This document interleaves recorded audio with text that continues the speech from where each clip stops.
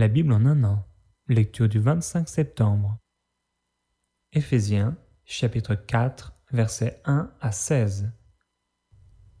Je vous exhorte donc, moi, le prisonnier dans le Seigneur, à marcher d'une manière digne de la vocation qui vous a été adressée, en toute humilité et douceur, avec patience, vous supportant les uns les autres avec charité, vous efforçant de conserver l'unité de l'esprit par le lien de la paix.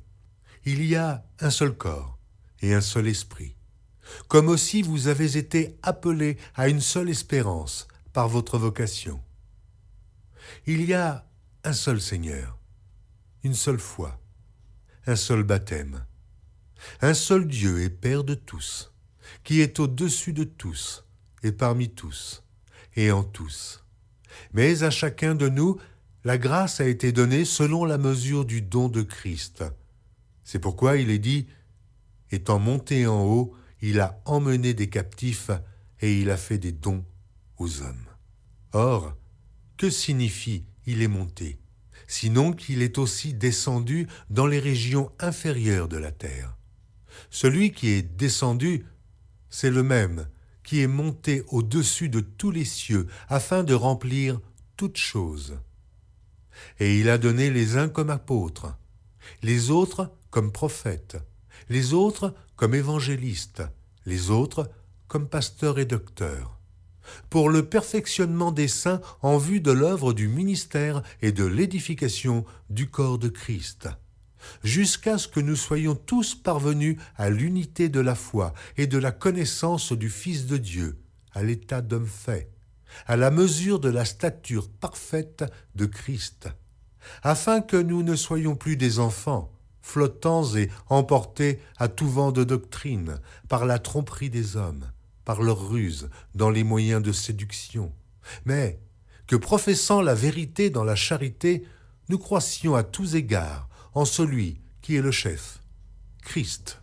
C'est de lui, et grâce à tous les liens de son assistance, que tout le corps, bien coordonné et formant un solide assemblage, tire son accroissement selon la force qui convient à chacune de ses parties, et s'édifie lui-même dans la charité. Ésaïe, chapitre 45, versets 11 à 25. Ainsi parle l'Éternel, le Saint d'Israël, et son Créateur. Veut-on me questionner sur l'avenir, me donner des ordres sur mes enfants et sur l'œuvre de mes mains? C'est moi qui ai fait la terre, et qui sur elle ai créé l'homme. C'est moi, ce sont mes mains qui ont déployé les cieux, et c'est moi qui ai disposé toute leur armée. C'est moi qui ai suscité Cyrus dans ma justice, et j'aplanirai toutes ses voies. Il rebâtira ma ville, et libérera mes captifs, sans rançon ni présent, dit l'Éternel des armées. Ainsi parle l'Éternel. Les gains de l'Égypte et les profits de l'Éthiopie, et ceux des Sabéens à la taille élevée, passeront chez toi et seront à toi. Ces peuples marcheront à ta suite, ils passeront enchaînés.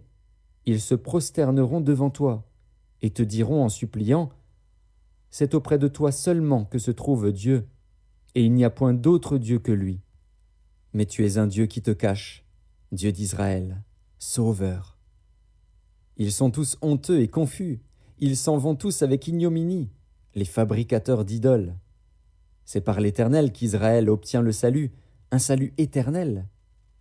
Vous ne serez ni honteux ni confus, jusque dans l'éternité. Car ainsi parle l'Éternel, le Créateur des cieux, le seul Dieu, qui a formé la terre, qui l'a faite et qui l'a affermie, qui l'a créée pour qu'elle ne fût pas déserte, qui l'a formée pour qu'elle fût habitée.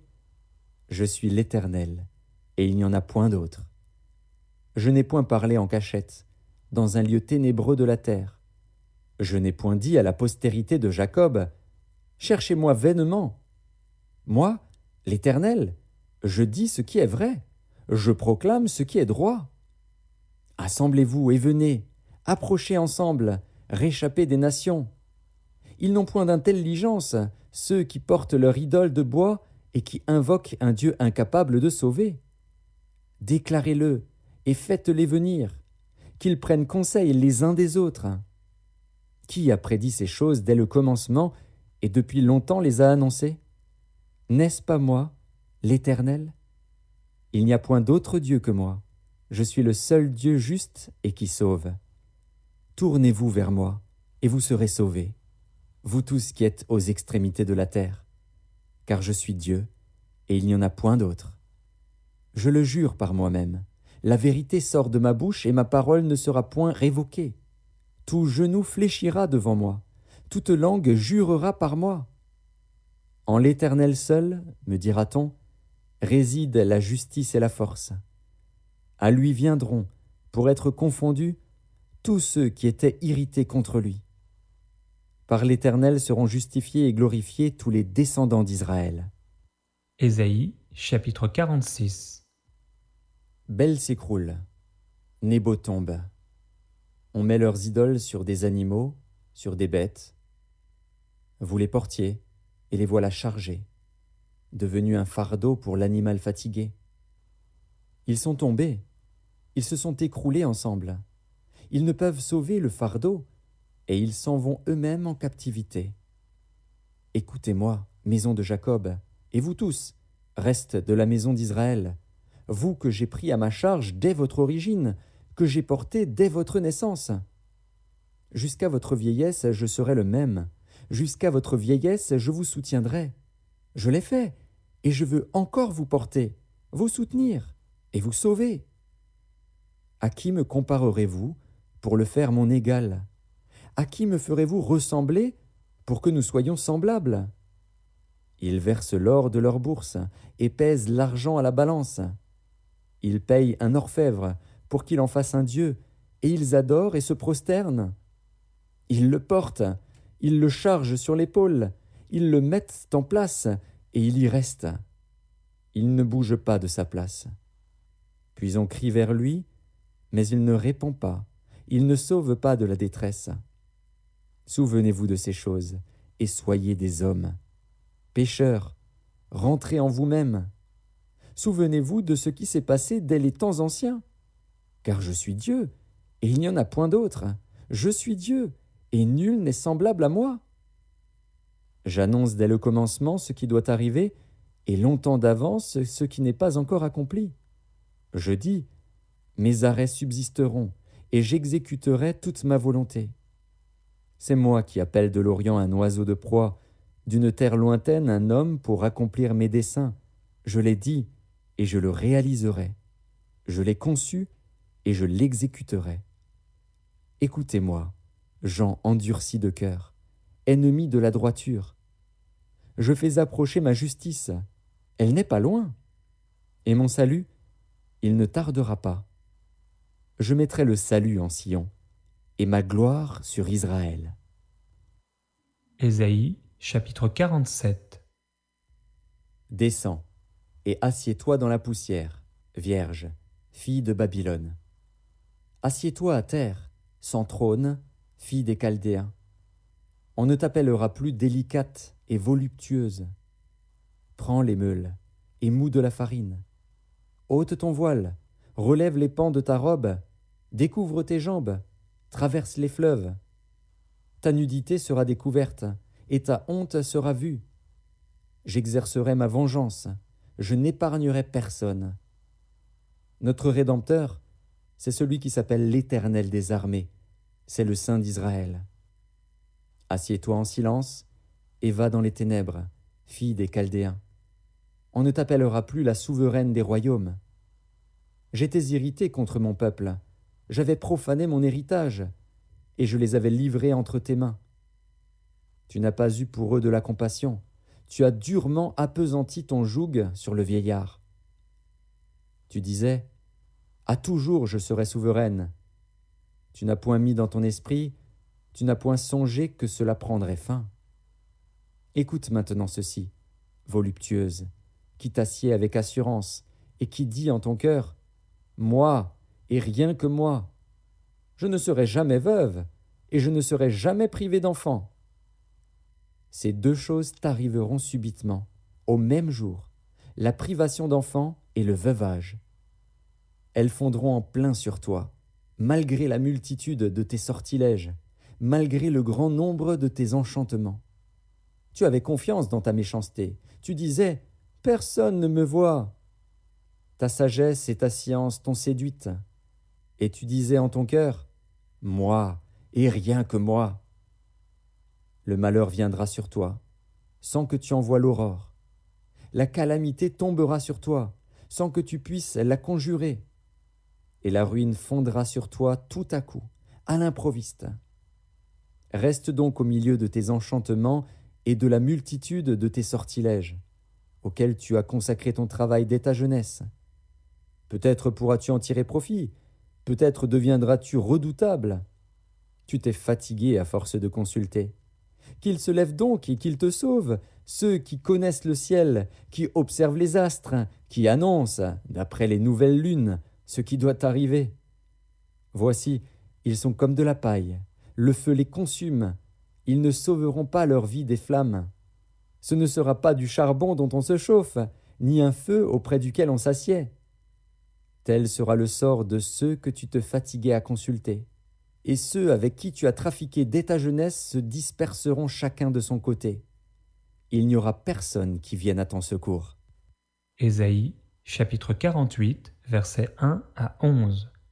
Écoutez ceci, maison de Jacob, vous qui portez le nom d'Israël et qui êtes sortis des eaux de Juda, vous qui jurez par le nom de l'Éternel et qui invoquez le Dieu d'Israël, mais sans vérité ni droiture. Car ils prennent leur nom de la ville sainte, et ils s'appuient sur le Dieu d'Israël, dont le nom est l'Éternel des armées. Dès longtemps j'ai fait les premières prédictions. Elles sont sorties de ma bouche, et je les ai publiées. Soudain j'ai agi, et elles se sont accomplies. Sachant que tu es endurci, que ton cou est une barre de fer, et que tu as un front d'airain, je t'ai annoncé dès longtemps ces choses, je te les ai déclarées avant qu'elles arrivassent, afin que tu ne dises pas « C'est mon idole qui les a faites, c'est mon image taillée ou mon image en fonte qui les a ordonnées. » Tu entends? Considère tout cela. Et vous, ne l'avouerez-vous pas? Maintenant, je t'annonce des choses nouvelles, cachées, inconnues de toi. Elles se produisent à présent et n'appartiennent point au passé. Jusqu'à leur avènement, tu n'en avais aucune connaissance, afin que tu ne dises pas « Voici, je le savais ». Tu n'en as rien appris, tu n'en as rien su, et jadis ton oreille n'en a point été frappée. Car je savais que tu serais infidèle, et que dès ta naissance tu fus appelé rebelle. À cause de mon nom, je suspends ma colère. À cause de ma gloire, je me contiens envers toi pour ne pas t'exterminer. Je t'ai mis au creuset, mais non pour retirer de l'argent. Je t'ai éprouvé dans la fournaise de l'adversité.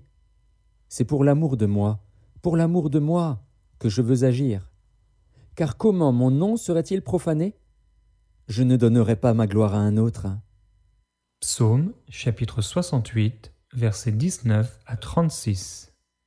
Tu es monté dans les hauteurs, tu as amené des captifs, tu as pris en don des hommes. Les rebelles habiteront aussi près de l'Éternel Dieu. Béni soit le Seigneur chaque jour. Quand on nous accable, Dieu nous délivre. Dieu est pour nous le Dieu des délivrances et l'Éternel, le Seigneur, peut nous garantir de la mort. Oui, Dieu brisera la tête de ses ennemis, le sommet de la tête de ceux qui vivent dans le péché. Le Seigneur dit, je les ramènerai de Basan, je les ramènerai du fond de la mer, afin que tu plonges ton pied dans le sang et que la langue de tes chiens ait sa part des ennemis. Il voit ta marche, ô Dieu, la marche de mon Dieu, de mon roi, dans le sanctuaire. En tête vont les chanteurs, puis ceux qui jouent des instruments, au milieu de jeunes filles battant du tambourin. Bénissez Dieu dans les assemblées, bénissez le Seigneur, descendant d'Israël. Là sont Benjamin, le plus jeune qui domine sur eux, les chefs de Juda et leurs troupes, les chefs de Zabulon, les chefs de Nephtali. Ton Dieu ordonne que tu sois puissant, affermis, ô Dieu, ce que tu as fait pour nous. De ton temple tu règnes sur Jérusalem, les rois t'apporteront des présents. Épouvante l'animal des roseaux, la troupe des taureaux avec les veaux des peuples qui se prosternent avec des pièces d'argent. disperse les peuples qui prennent plaisir à combattre. Des grands viennent de l'Égypte, l'Éthiopie, accourent les mains tendues vers Dieu. Royaume de la terre, chantez à Dieu, célébrez le Seigneur. Chantez à celui qui s'avance dans les cieux éternels, voici, il fait entendre sa voix puissante. Rendez gloire à Dieu, sa majesté est sur Israël et sa force dans les cieux. De ton sanctuaire, ô Dieu, tu es redoutable. Le Dieu d'Israël donne à son peuple la force et la puissance. Béni soit Dieu. Proverbes, chapitre 24, versets 3 et 4. C'est par la sagesse qu'une maison s'élève, et par l'intelligence qu'elle s'affermit. C'est par la science que les chambres se remplissent de tous les biens précieux et agréables.